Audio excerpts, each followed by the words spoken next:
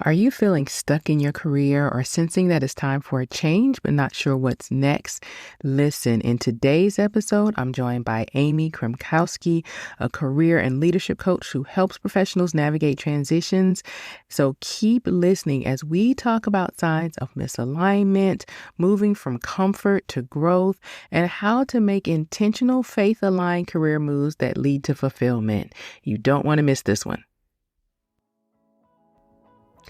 Welcome to the Grace to Lead podcast. I am Belinda Gaston, your host. And listen, if you are a woman who leads in the boardroom, the church, or your home, you are in the right place.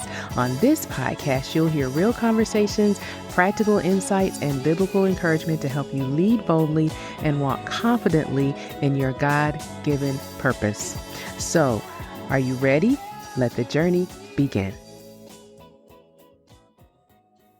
Welcome to the Grace to Lead podcast. I am Belinda Gaston, your host. And listen, I am so excited about our guest today. We have none other than Amy Krymkowski with us. Let me just tell you a little bit about Amy. She's a career and leadership coach. She's a facilitator with over a decade of experience guiding professionals through pivotal transitions and leadership growth. She specializes in helping leaders and expert professionals in midlife who feel stuck. Can anybody relate to that? Feeling stuck, stagnant, or unfulfilled? She helps them to pause, reflect, and reconnect with what matters most. And now more than ever, I think this is a timely conversation. She does that by addressing mental and emotional barriers that block action. She empowers her clients to realign with their values, rediscover their purpose, and take bold, strategic steps towards more meaningful work and lives. Amy is the founder of Better Path Coaching, and she blends holistic insight with actionable strategies to help her clients lead with intention, fulfillment, and lasting impact. Amy is an ICF professional certified coach and holds an integral coach certification from New Ventures West. She also has a master's degree in human resources and labor relations and a certification in group coaching. Amy is an expert here, and we are so happy to have you, Amy. How impressive. I'm telling you, the time is now for us to hear you, and we are so excited that you are here. Welcome, welcome, welcome. Thank you, Belinda. I'm excited to be here, and I look forward to having this conversation and just hopefully giving some great ideas, advice, suggestions for your listeners so that they can feel seen and heard and motivated to take a step forward for their career, their future, and really get closer to joy and happiness as opposed to the doldrums that I think we're experiencing right now, unfortunately. We all need that. And I think it's beneficial for us to start a little bit talking about you. Tell us a little bit about you and if you've experienced a major pivot or shift that shaped your perspective. Yeah, it's interesting. I actually often describe my path of really becoming a coach as a series of life stages and key events that led me to lean into what I already had, natural curiosity, and a deep desire to really serve others wholeheartedly. So, a little bit about me is that I was adopted at about 5 weeks old, and it was a transracial adoption. So, my parents are Caucasian, but my adoptive parents were white. One was white and one was black, essentially. And I was raised in a racially segregated environment until age 6. And that really sparked an early sense of wonder around my own identity, right? I remember just kind of wondering, who am I? I don't really look a lot like some of the people that are raising me or in my family. Why was I given up for adoption? And who will I become? And that curiosity has not really ever really left me. And as I grew, I realized that my strengths, because I have a brother who's also adopted, and he's somebody who excels in like the STEM areas, the traditional STEM areas, science, math, technology, etc. And those weren't really my strengths. Mine were more in line with humans, understanding people, being very curious about them, being able to build trust and making connections. It took me a while to be able to see these gifts in myself. And as a result of that, I was really drawn to work with people in a way to help that would allow me to bridge gaps and really witness people more fully and create space for growth. And I did that in a few different ways in terms of pivots. I started in social services, I moved into human resources, and then I moved to coaching. For me, it took a series of events for me to realize this theme of that I really wanted to be a person of service. And I will say that one of the major turning points for me was when I worked in the outplacement industry. So prior to me working full time as a coach, I worked for a company in the industry where, just like today, when employers and companies lay people off, they often hire companies to come in and provide support, transition services, coaching, resume help, things like that. And I did that prior to working for myself. And what I saw were just how many professionals were so focused on doing the job, reaching the goals, fulfilling their responsibilities. And they were so focused on performing that they had lost sight of who they were becoming. And so when somebody faced a layoff, it was like the parachute just got pulled for them. They didn't pull their own parachute, somebody else did. And so they were suddenly feeling faced with lots of questions that they hadn't had the space to ask before that.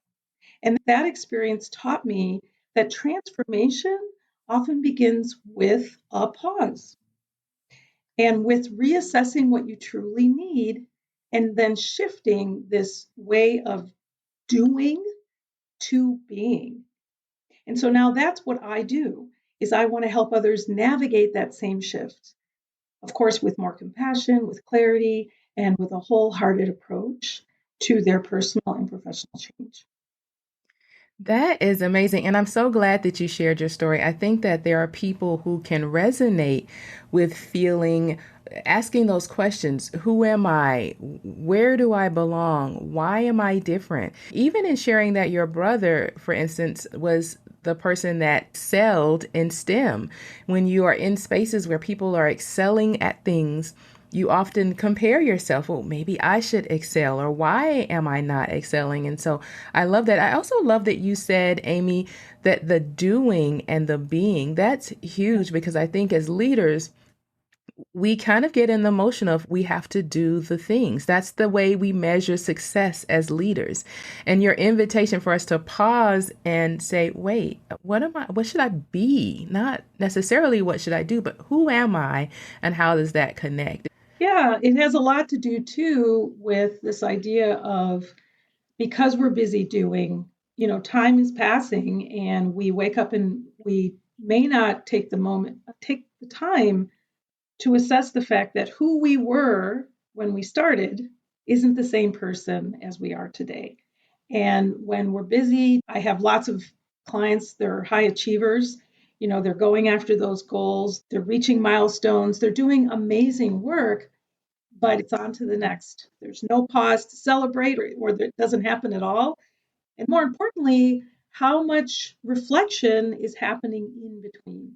And so I share this because these are key components of the work that I do when I'm supporting people to start transition, to then navigate transition, is that it requires us to come back to ourselves and to recognize the opportunity to really listen more deeply to our true longings and what we want and what we value. Yes, I love it. So, one of the things that you said was that the pivot doesn't necessarily happen with one thing. Like, there may be multiple things happening that indicate that something needs to change, right? And Mhm. so I want to talk about that. And I think when I worked with you, and so for those who are listening, I actually worked with Amy in her masterclass, and hopefully she'll talk about that at the end of our interview today. But uh, it's that feeling as a kind of an inner nudge, almost like something is just not quite right. I don't know what it is, right? And I think that there may be leaders that are experiencing that. And so, are there signs that people have when they're having this inner nudge, when it may be time to pivot? What are some of those common signs that people may experience? Yes, I love this question. And it's so important because it's easy to just keep it moving. We hear that expression a lot. And keeping it moving might mean that we're avoiding or we're not acknowledging something. So, one of the biggest indicators that it's time for a professional pivot is a deep sense of misalignment. That's something Wow. we talk about in my master class, right? That can show up in emotional ways, feeling drained, unmotivated, anxious. Maybe it's even feeling numb, just kind of existing in the world. Or it could be behavioral patterns like procrastination, avoidance, or struggling to make decisions effectively as a leader. I often ask my clients, does this role fuel you or drain you? And that simple question can reveal a lot. So, when your work is aligned to what truly matters to you, your values, strengths, and purpose, you tend to feel energized and motivated. When there's a disconnect, it can lead to stagnation, burnout, or a growing sense that something just isn't working anymore. And that's when it's time to pause and get curious. I also think that what holds people back from making the shift, even when they feel the pull, often comes down to fear of unknown, fear of not being good enough, even fear of success. So these fears create the inner narratives like, gosh, I've already invested too much to walk away. I hear that a lot from senior leaders that are at the top of their game or they've been able to really accomplish things that they want. They call that sort of the sunk cost fallacy.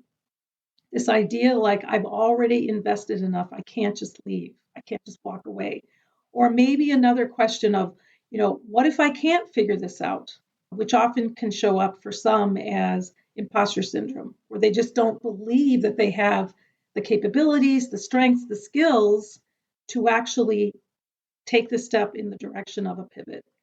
So you talked about my master class. That's what I do in my Realign and Reset Your Career is I have a tool called the alignment assessment that really helps people reflect on really 6 key areas: their ability to learn, the culture of the company, what is meaning and purpose, visibility, are they being recognized and seen, the ability to balance the demands of work, the demands of home, and more importantly, what is their team or collegial relationships like? So, whether there's dissatisfaction or misalignment in one of these areas, it's a signal that a change may be needed. The best part that I would add here, though, is I think that the good news is you don't have to have all the answers to start. You just need the courage to listen to these whispers before they become like a roar. You said a lot, and I want to go back to a few of those things. For me, one of my aha moments was when you said one of the signs was procrastination. And I didn't associate my procrastination with certain tasks, certain work responsibilities as perhaps a feeling of misalignment.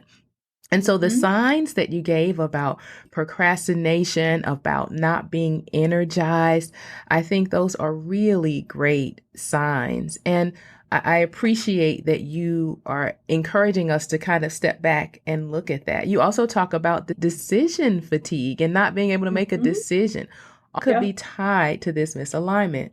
And then you talked about this fear and the feeling of, well, I've put so much time into this, I can't change now. And I want to talk about that a little bit because I hear that a lot from leaders who are considering making a change somehow. Amy, it's, well, I've put so much time into this, or I've finally reached this particular level or this particular job title or whatever it is. And so, can you talk a little bit about that?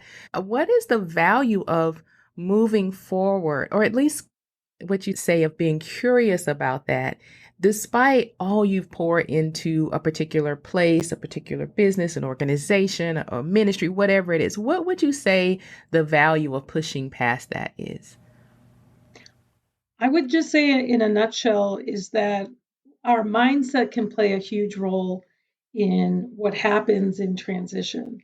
And so the fear factor, there's this beautiful, when I was thinking about some things to talk about, is this model. I'm just pulling it up.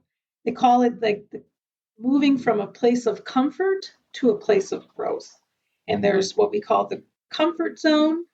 And that's where what we do is safe and familiar to us. So somebody who's highly experienced, who has lots of accolades and expertise in an area, they're being told regularly, you're great, you're wonderful. They're in a beautiful comfort zone, and that's a beautiful place to be. But when you want to think about moving and evolving, that's something I want to talk a little bit about today, evolution, is that the longer we stay in the comfort zone, the larger that potential for the fear to change grows, because who doesn't want to be comfortable? And as humans, we're sort of wired that way. We like comfort. We don't like to be stretched. But what's important to think about is that we need to move to the growth zone. And the growth zone means that we first have to get through the fear zone before we can get to the learning zone. And following the learning zone becomes the growth zone. So the fear zone is coming up with excuses, all the reasons why we can't do something. Oh, I'm too this, I'm too that, or I've invested all this time, I'm too old. People can fill that in however they want. But really, when we're in the fear zone, we're lacking in self confidence. We may be experiencing some doubt.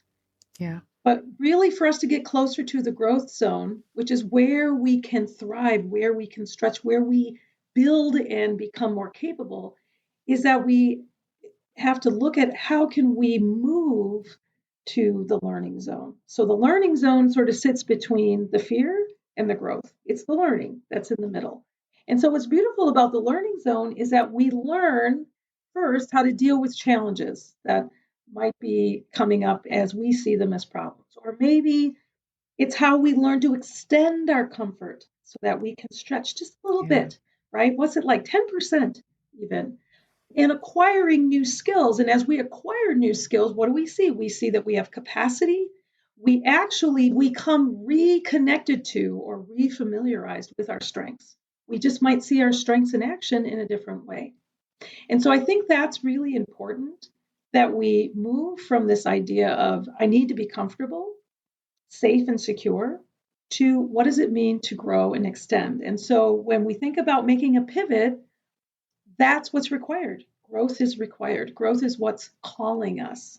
When we're there, we can set new goals. We can really conquer the things that we want. We can have vision to the direction for which we want to go to. I thank you for sharing that. And I have a question for our audience. Are you putting comfort over growth? That's something to think about. Are you putting comfort over growth? And so I think that is important. I want When we step out of comfort, we actually begin to build our confidence. I call them the three C's. The things that I see the most people when they are in that comfort zone is they lack clarity, because when they're thinking about what's next, they don't maybe know. They lack confidence and they lack courage. So wow, the those are three my three C's. C's. And so stepping out of your comfort zone begins to help you to build your confidence. You start to test and try and see things that are working for you that you didn't know that you could do, but oh, look, I did it. And that really happened. And we can't negate truth. For many people, especially adults, the best way we learn is by doing, not by consuming and reading. It's literally by doing, because that's an experience, a felt experience that we've had. I Yeah. think it also helps us to then create opportunities. We create new opportunities for ourselves when we begin to move out of comfort and move more towards growth. And the last thing it can do is that alone can fuel our ability to advance or move in whatever direction that might be. I want to be clear. I've worked with lots of leaders who are at the top of their game. There might even be at the C-suite, and they may be at a point in their life where they're like, you know what? I'd like to decelerate. So I'm not looking to add on more. I'd like to release and take on less. I still want to be in charge. I still want to lead, but I'd like to do less. That is also an opportunity for growth. Growth can be horizontal. Growth can mean I'm releasing something to create space for something new.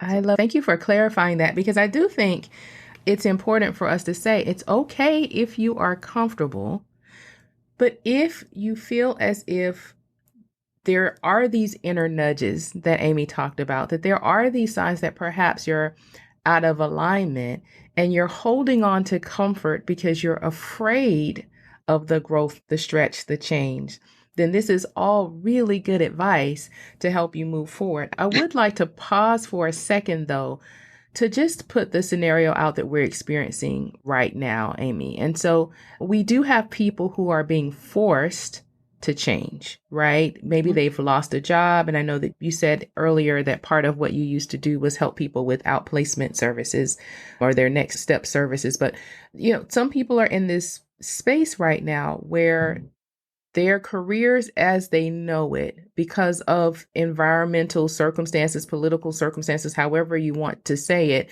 has changed. They've been furloughed. They've been impacted by reductions in force. Their companies have changed, whatever it is. And so while they may have been in alignment when they were working, they're in this place where it's, wait, I not only have to find another job, but maybe this is an opportunity for me to pivot.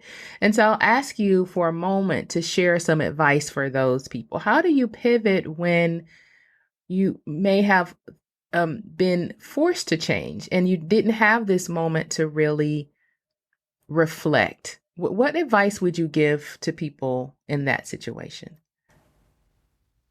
Well, in the world of coaching, I still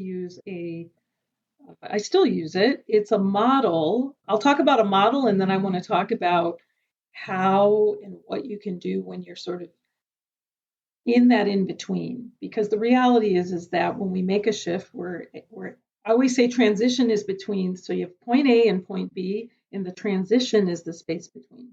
I think that people think of transition and they just think, I just got to get to B. And that's the tender part of this whole picture. Mm-hmm. Okay. But before I mention that, I have a graphic that I can't show you right now, but it's about what we call the 3 phases of change or the change curve, because there's truly what we call the 5 stages of change, which is that when somebody's thinking about a change, there's typically the pre-contemplation stage. So they didn't know that they were going to be told, hey, we're going to no longer need your services, or your position is no longer going to be available. And so there was not even an awareness of recognizing that something might happen. Contemplation could be acknowledging that, I think I might want to change, or in this case, contemplation was kind of forced upon them Right. because it wasn't self-selected, it was told, right? Mm-hmm. You were told is it one phrase I've heard. Yeah. So you've acknowledged that there's a problem, but you're not ready to act. Preparation means, okay, I'm going to start to get ready to change. Action means I'm actively changing. And then maintenance. I've made the change. How do I keep this going? Those are 5 stages of change. I want to mention it because it's important for people to remember that change takes place over time and that there are stages. There's also, though, the emotional element of what happens during this process. And that's where the change curve comes in. And we have sort of the loss. So, for many of your listeners who may be in roles in the federal government where they were just told, or they read about it on the news, or however it was haphazardly communicated, what I want to do is acknowledge that the feelings that may happen in the beginning of anything from denial, anxiety, shock, confusion, that is all par for the course. Or another way of saying it is, it's normal to experience these emotions. That's important because what happens is, as time passes, there will become some time where you have to move towards acceptance. And I think that that can be very hard and difficult and triggering for people.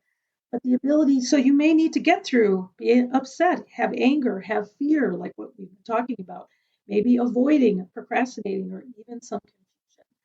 And what we want to get to is what we call the ability to recognize that, you know what, I'm past that initial shock.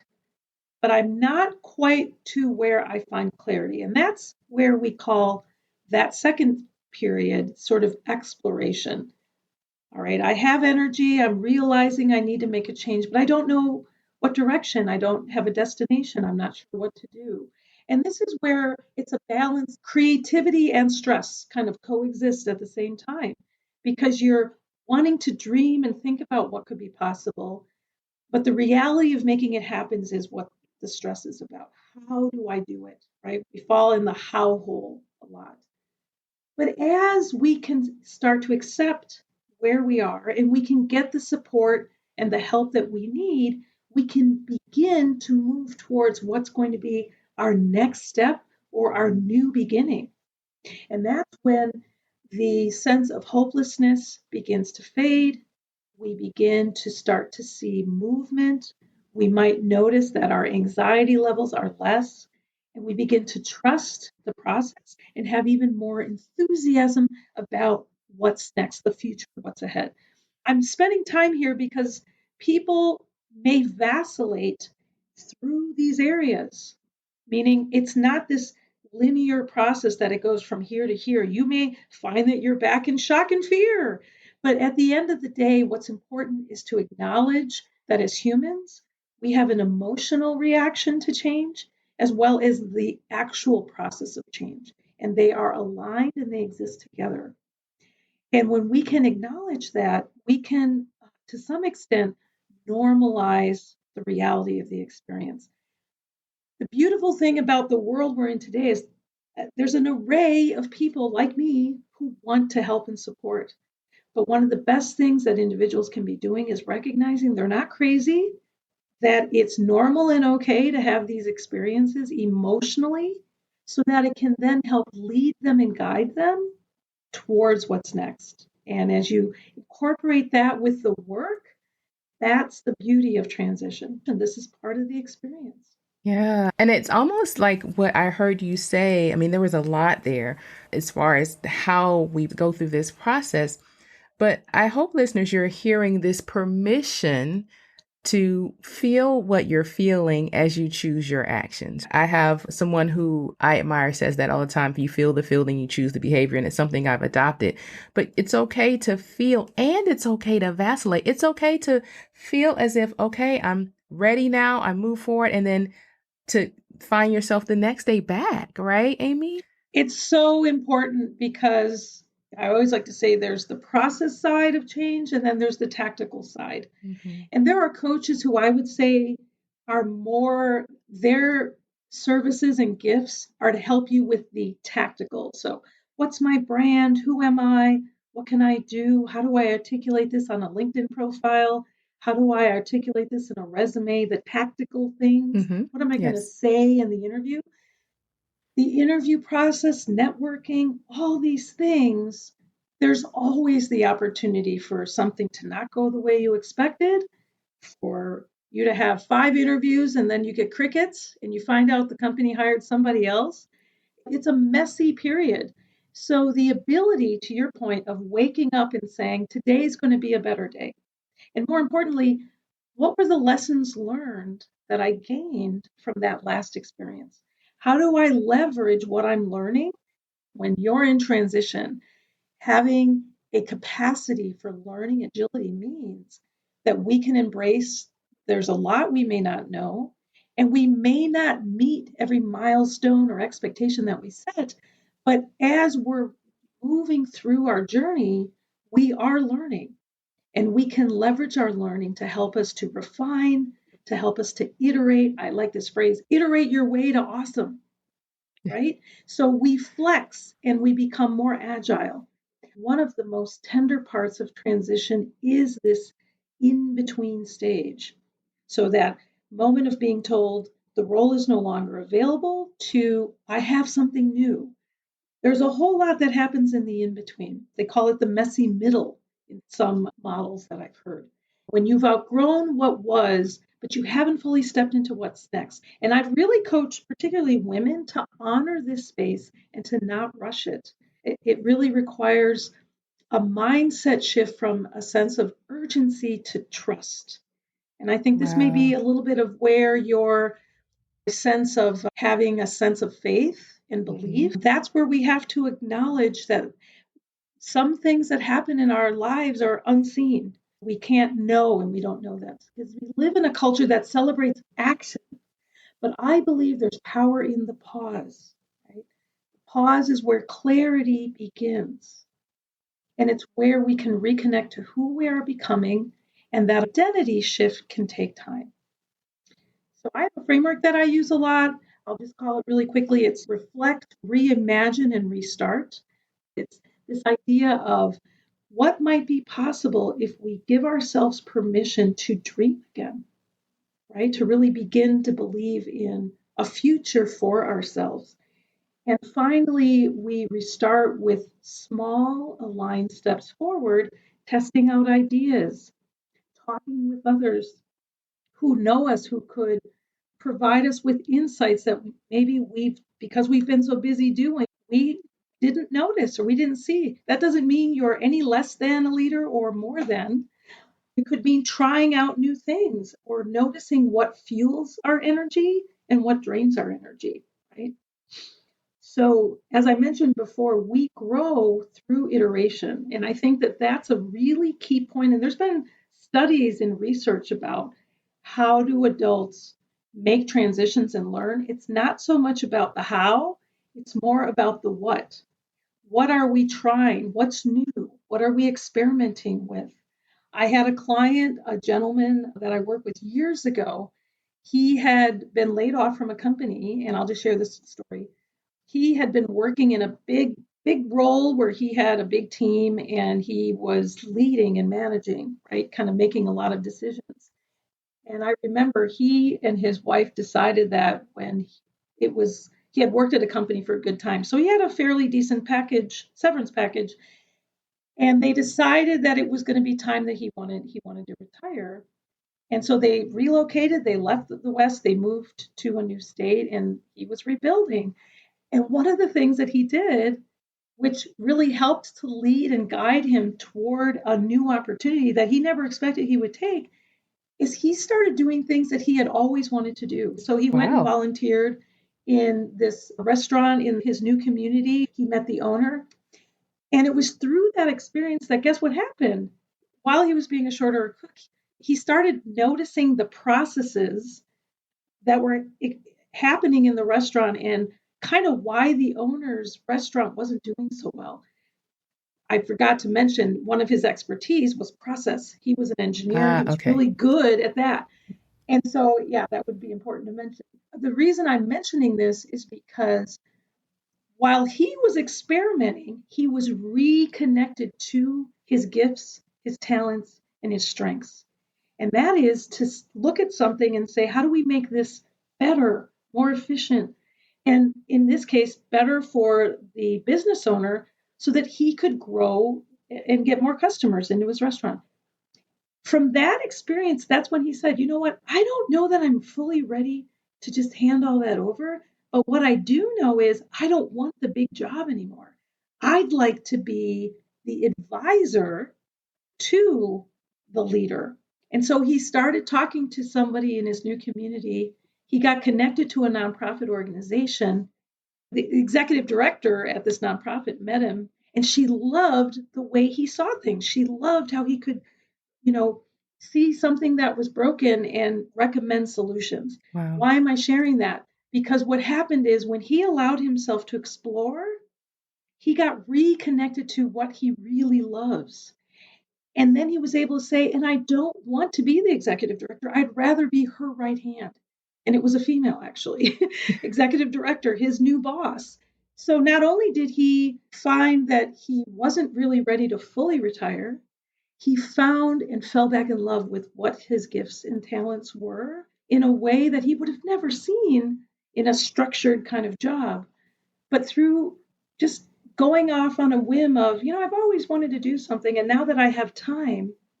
And that's, I think, the beauty of where grace and faith come in, right? It's this notion of, what if I just give myself permission to do something that I've always wanted to do? I never had the time before. I can't tell you how much I hear that from people, it's hard to see in the beginning of the loss because we're in that sort of emotional state. It's hard for people sometimes to see the benefits of the space, Yeah. Yeah. having the space to explore. And so whenever I work with somebody, I always say, please don't not take advantage of this time. You've said you wanted to write a book, do it now. You said you wanted to take that trip or whatever, you have a severance, do it now. There's beauty and evolution and reconnection that happens in the spaciousness. But we have to give ourselves permission to do that. And if you're somebody who might say, well, I don't have the ability to do that, I don't have the funds, I don't have, maybe it's not a trip. It could just be you journal for 10 minutes. It could be doing breath work. Creating spaciousness is what we all need because it allows us to settle. And then that's when clarity can exist. But without it, I think that what people stay in is that state of anxiety. They stay there and they build upon the what ifs. Well, what if this and what if that and what if this? The what ifs are going to keep us in a state of anxiety. But if we could change that on the dime and say, what will I do? How will I embrace this? What if I just allow these other things to happen? So changing maybe that narrative a bit can be valuable. I want to share also the reality of being human is that sometimes we aren't always right. Mm-hmm. Sometimes we need to listen to the inner voice, to that deeper message. And those messages come in signs, right? Something doesn't quite go the way we want it to. Maybe there's a reason for that. Right. Let's not assume that that was, a barrier. Maybe that was an open door that we just didn't realize because our brain wants to tell us it's something else, right? Maybe that's a good thing that it didn't happen quite the way we were. Yes, I love it. I love it.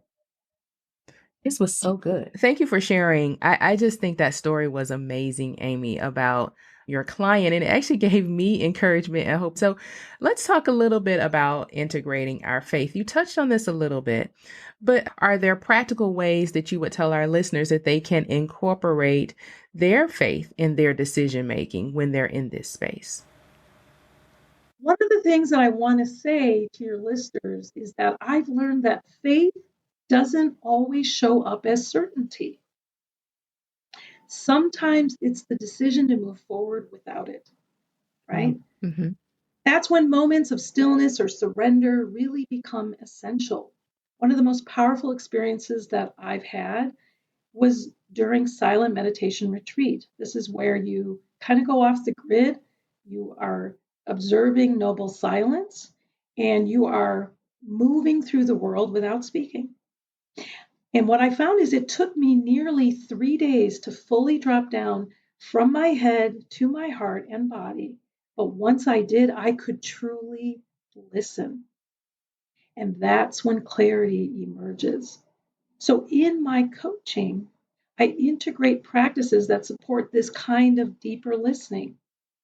These are simple, inclusive practices. I've mentioned some already: mindful breathing, maybe journaling, but asking even deeper reflective questions can be really valuable. And I'd like to share a few with your listeners who may be experiencing transition or questioning what's next. So the first is, what am I being invited to let go of? What's asking to be trusted, even if it's not fully formed, right? And another one is, where am I being called to move with courage, not certainty? And so in this case, faith becomes more of an anchor, not a prescription, but a way of being that allows for uncertainty, growth, and grace. And for many of my clients, that shift from needing all the answers to trusting the right next step is where the real transformation begins. Yeah, we need all that. I need to know exactly, Lord, tell me where I'm going to be, what I'm going to be wearing, how am I going to do it. So I that's a really great point to cut to just Yeah. when we get out of that place of wanting all the answers, and Needing just certainty. needing the certainty, Yeah, and just that's really really good. right. So we're going to wrap up. I feel like this went by so fast, but are there any practical tools or advice you'd like to share beyond what you've already shared? And are there final things that you'd like to say to our listener, to that leader who is in the middle of transition, who may recognize that there's a pivot or have been forced to make a pivot? Are there any final thoughts you'd have to share with our listeners around those things? Yes, a couple things. One is I think that when women sense a transition is near, but they're not sure where to start, I know that many of your listeners who've been impacted through the changes at the federal government level, the transition's here. Whether we wanted it to have that happen or not, the parachute was pulled. But being unsure of where to start is real. And I always say start with curiosity, not pressure. One simple first step is to just pause and check in with what I call your internal compass. The sage power of navigate. That means it's part of you that knows how to make a decision that's aligned with your deeper values and your long term vision, even when it's the next step can feel foggy. With the navigate power, what we do is we out in time and we imagine what would our wiser elder self say to us. So imagine myself at, let's say, age 90. When I think about the moment I'm in right now, what would my wiser elder self tell me? That's the ability to listen to our internal compass. Because often what people say is, oh my gosh, this moment I'm in is just a moment. It's not the full definition of who I am. Mhm. But this is important why I like supporting clients in clarifying their values, because those values become the filter through which you make aligned choices. When you know what truly matters to you, whether that's creativity, stability, impact, or freedom, you can start making small decisions that point you in that direction. So, getting clear on value, that can be done through assessment, that can be done through conversation. Value clarity is key when you're just getting started. Believing in the ability that you have an internal compass that can let you know more about the direction you want to go in, but then getting clear about what direction that is and start to make small decisions that point you in that direction. One last thing is to also consider journaling, which is, where in my professional life do I feel most energized? When has that happened? And where did I notice myself feeling the opposite, feeling more drained? That can also be a really beautiful way to reconnect yourself with your vitality and begin moving from stuck to curious, right? So getting more curious about what led to that energy, what was going on for me at the time when I was in that position or in that role or at that company. Was it my teammates? Was it my boss? Was it my work? What was it? So the last thing I would say for clients that I see who gain momentum as they begin to step in and call in what they want from this point is that they show up.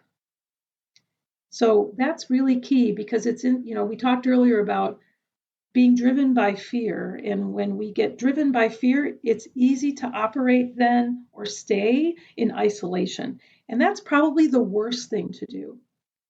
People who show up, they stay in dialogue.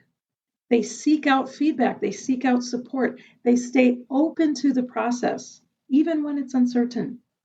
And their willingness to stay connected to themselves and the work is what creates the clarity over time. Patience is key, but not allowing ourselves to fall prey to fear and fall prey to isolation. That does not help us. So, what I'd want to say that may encourage your listeners is for women listening who feel stuck or scared or uncertain, I just want you to hear you are not broken. You are simply in a season of becoming. There's something in you that knows it's time for change, even if you can't name it yet. But there's that yearning that you may feel, right? That's your wisdom speaking. It's not to pressure you, but to invite you. This is an invitation for you to slow down and listen and give yourself radical permission to want something more. So just remember, you don't have to leap today, but you do deserve to begin. I think that is a great place for us to end, Amy. There's a lot to digest here. I think that taking some time to reflect on the questions that Amy posed and even that invitation to start today is really good. And I know that I found value in it. Listen, if you want to stay in touch with Amy, I'd like for Amy for you to tell us how can we connect with you and share anything that you're working on that our listeners might find valuable. Sure. And thank you for the opportunity just to share some of those important nuggets. Ways to stay in touch with me is I have a mailing list, and I'll make sure to provide you with that. But it's www.amykrymkowski.com/ let's stay connected with some dashes in between. So I want to make sure I send that to you, Belinda, so you can share that. I want to share updates and events and reflective prompts, ways to help people stay, you know, guided and supported in what they're going through, right? Meeting you where you are. I also offer a masterclass, which you mentioned, my Realign Your Career Reset Masterclass. I just got done offering it in March in honor of Women's History Month. And so I'm going to be looking to redo it again, either this later this spring or in the summer. So another way to stay, if you stay connected with me, you'll learn about that. And lastly, I have a group coaching program called Pause and Pivot. And so those are really for people who feel like it's really designed for professionals and leaders who are really ready to start aligning their work with what truly matters. So things that I'm saying today, you're like, yep, yep, yep, I'm all good, I'm ready. That's a 6-week coaching program, Pause and Pivot. And I'll be offering and sharing with you, Belinda, the link for the wait list for that so that I can begin to communicate with you to tell you more. So no matter really where you are on your journey, just remember clarity comes through movement, right? And you don't have to do it alone. Excellent. And for our listeners, I will put in the show notes all of the information that Amy shared. So you'll be able to find the link on how to stay in touch with her, information about Pause and Pivot coaching program, as well as her masterclass will all be there. So thank you again, Amy, for sharing. I think this is very helpful for those who are in transition, who are considering a pivot, who may feel a nudge and not know where to start. I think you gave some great information. So thank you for being on with us today. And for our listeners, thank you for tuning in to the Grace to Lead podcast. I appreciate you supporting us for season 2. If you found this helpful, I'm going to ask that you do a couple things. One is if you're listening to this on a podcast platform, go ahead and subscribe to the show so that you can get all of our notifications. And also share this with others. Share this with others that you think might find value in the Grace to Lead podcast. So thank you again. Thank you, Amy, for being here. Thank you, Belinda. Thank you for the opportunity. I'm hoping some of those key messages just around change, how we change, and really giving ourselves the space and room to evolve. Thank you. Thank you. And thank you again for listening to the Grace to Lead podcast. Until next time, remember you are indeed graced to lead. Bye bye.